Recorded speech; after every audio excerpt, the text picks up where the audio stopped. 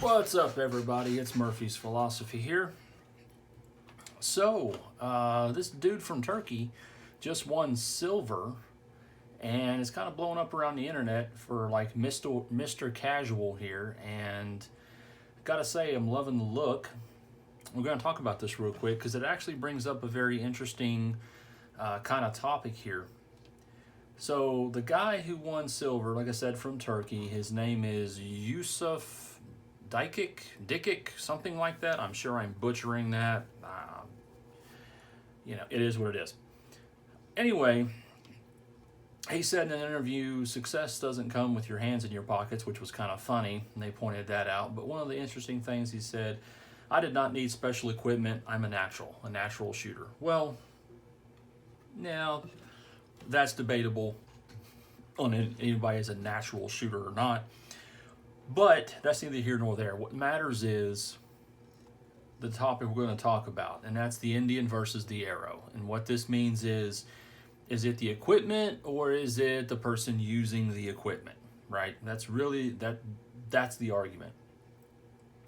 And this guy's kind of blowing up because of his casual look. He's not using any kind of special eyewear, just t-shirt and aiming and shooting. Just kind of all natural out there, which is cool. I like. So Indian versus arrow. And I've seen this a lot. This comes and goes with, I guess, every generation that gets into shooting or competition or combat shooting or anything like that. They talk about, oh, I need this gadget, I need this widget, I need this thing, I need that, I need all this kind of different stuff.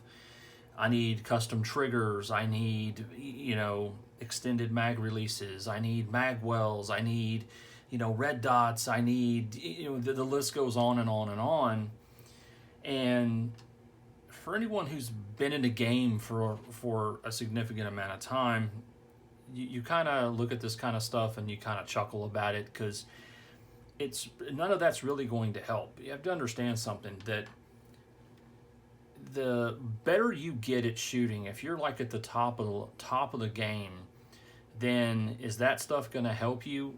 It may add, like a nice custom trigger may add a tiny bit. Having a tricked out gun may add a tiny bit. But that's only for shooters that are incredibly good. Like you're trying to wring out every hundredths of a percentage point from your shooting. This kind of stuff is not going to make any difference to the amateur or even the advanced shooter. And really it comes down to skill. That's really what it all is. And skill really comes down to the fundamentals. The fundamentals, that's it. That's where everything kind of sits. Can you aim that pistol or that rifle and fire the shot, press the trigger without disturbing the sights? If you do that, the bullet's going to go right where the sights are aiming every single time. The problem is the human element, right? You are the problem when it comes to shooting. You're the issue. It's not the gun. And so the way you defeat that is repetition. It's constant practice, and it's perfect practice in doing that over and over. Okay? Now, I've seen this borne out more times than I can count. And just this Olympic shooter that just won silver from Turkey just kind of bears this out again. And from my personal history, I've shot against guys, friendly competitions that have guns that are far more expensive, tricked out than mine. In fact, a couple years ago, I shot against a guy who was from another SWAT team, and he challenged me to a shootout because he got this brand new customized Glock, and he paid, I think, $2,000 or $3,000 for this Glock. And it had everything done to it, man. It was super tricked out, super fancy. And at the time, I was carrying a Glock 19, a standard Glock 19. That was the only modification it had was Heine night sights. That's it. That was the only thing that I had done to this gun. It was a stock gun. And me and him shot a friendly competition, and I wiped the floor with him. Absolutely wiped the floor with him.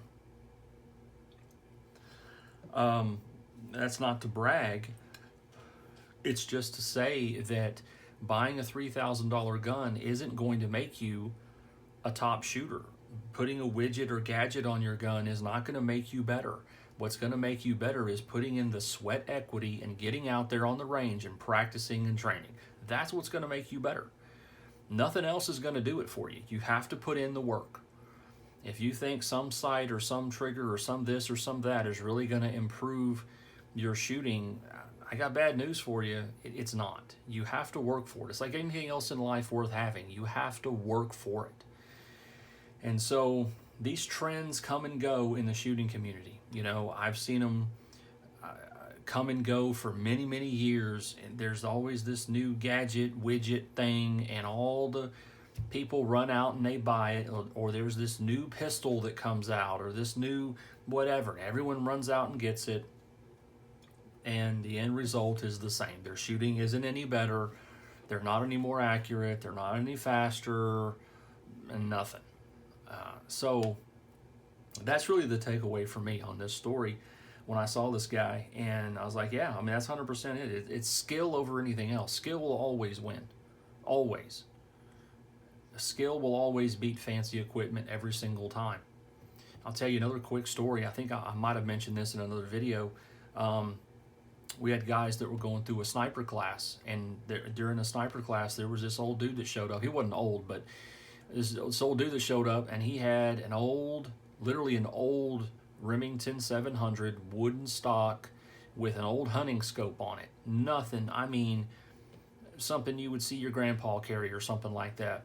And that dude won top shot every single day during the sniper school and won best shooter overall at the end of it. He smoked everybody with his old beat up Remington 700 and his deer hunting scope. Okay? And he was shooting against guys with like $3,000 custom built sniper rifles with Night Force optics or US optics. I mean, high dollar stuff.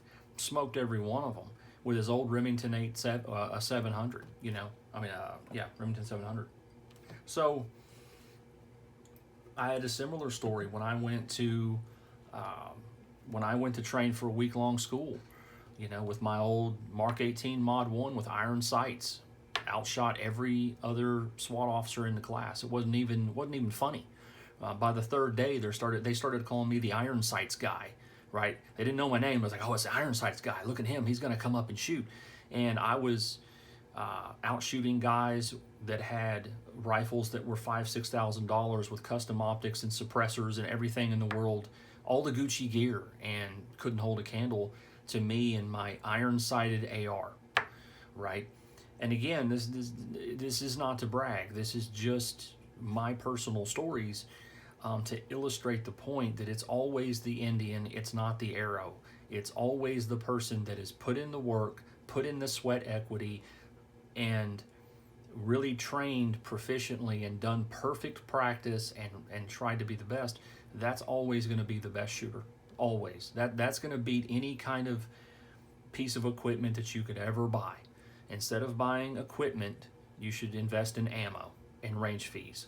And that's going to pay dividends for the rest of your life. Once you get your skill built, once you get that level of proficiency, then you're going to have it forever. All you have to do after that is maintain it. And maintaining that proficiency is not very difficult. You can go shoot once a month, something like that, and you will maintain that proficiency. Do that and dry fire, and your proficiency will stay pretty much the same. Building that level of skill is difficult. You have to really try and work at it. Go to the range every week or every other week and hundreds of rounds every time, and really focus on your training and do perfect practice. And if you do that, your skill level will skyrocket, and your skill level will go with any gun.